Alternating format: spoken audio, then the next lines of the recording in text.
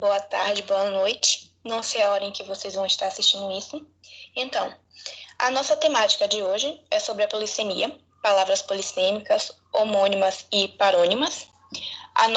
O nosso grupo é composto por Ana Beatriz, Ana Júlia, Esté e Giliane, do curso de Biomedicina. A nossa disciplina Português Instrumental, né, que é dirigida pela professora Catiane Lírio Rocha.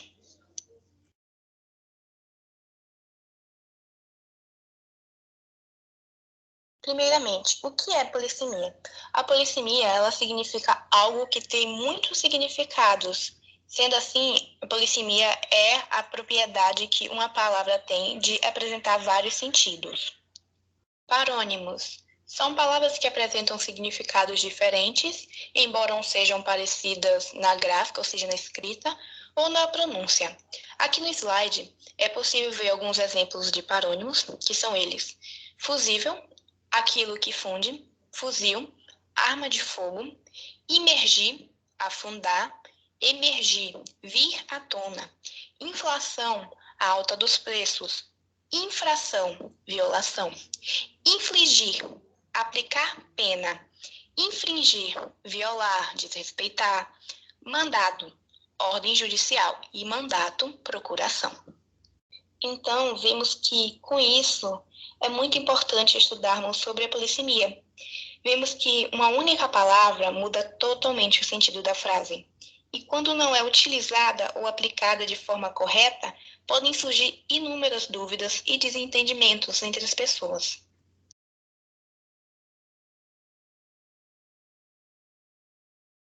Homônimos são palavras que possuem a mesma pronúncia, às vezes a mesma escrita, né? E significados distintos. Exemplo, temos aqui a frase: eles foram caçar, mas ainda não retornaram. Caçar no sentido de prender, de matar. E na frase: vamos caçar o mandato daquele deputado. Caçar no sentido de ato ou efeito de anular.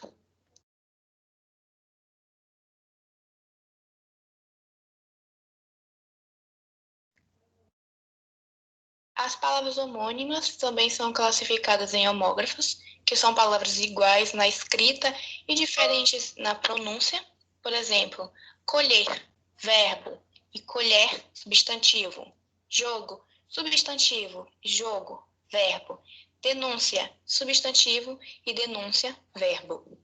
Temos homófonas, que vem do som, né? Que são palavras iguais na pronúncia e diferentes na escrita. Por exemplo, consertar, harmonizar e consertar, reparar. Senso, recenseamento e senso, juízo. Ascender, atear e ascender, subir. E também temos as homônimas perfeitas, que são palavras iguais tanto na escrita como na pronúncia. Por exemplo, caminho, substantivo, e caminho, verbo, cedo, verbo, e cedo, advérbio de tempo, livre, adjetivo e livre, verbo. Ao lado, novamente vemos imagens exemplificando, assim como no slide anterior, só que agora sobre as palavras homônimas, né? E na primeira imagem está escrito: fogo na mata, mata.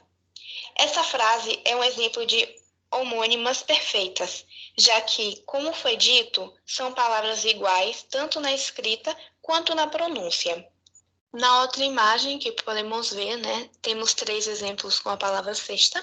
A primeira cesta, que representa o recipiente para guardar ou transportar objetos. E no basquete pode ser a rede por onde se faz passar a bola, né, para marcar o ponto.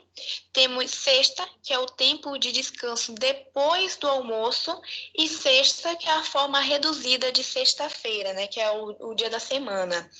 E essas três palavras são exemplos de homófonas, que são palavras iguais na pronúncia e diferentes na escrita.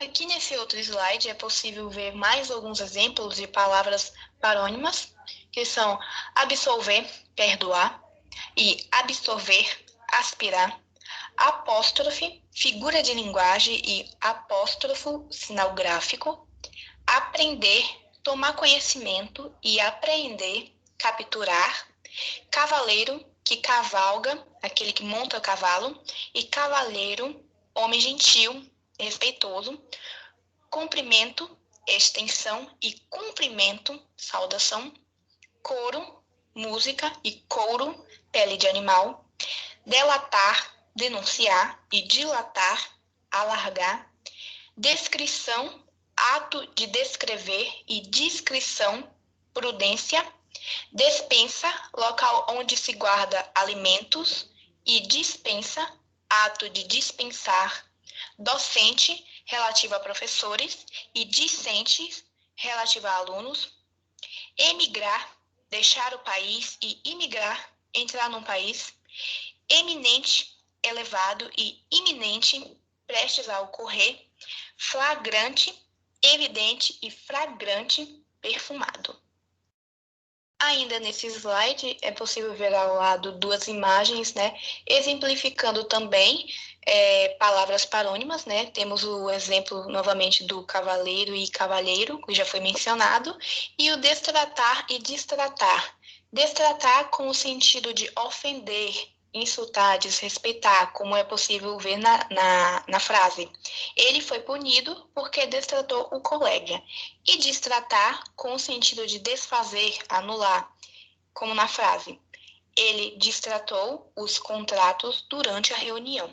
Então, podemos ver que são palavras que se assemelham na escrita e na pronúncia, mas com sentidos diferentes, né?